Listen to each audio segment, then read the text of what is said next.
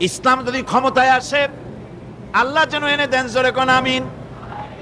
ইসলাম যদি ক্ষমতায় এসে যায়, রব্বুল আলামিন তাফসীরে মাহফিল, কোরআন সামনে নিয়া আশা করে তোমার দরবারে দোয়া করি, এই বিশাল জনসমুদ্রের দোয়া কবুল করো মাবুদ গো, এই বাংলাদেশকে ইসলামের দেশ বানাইয়া দাও।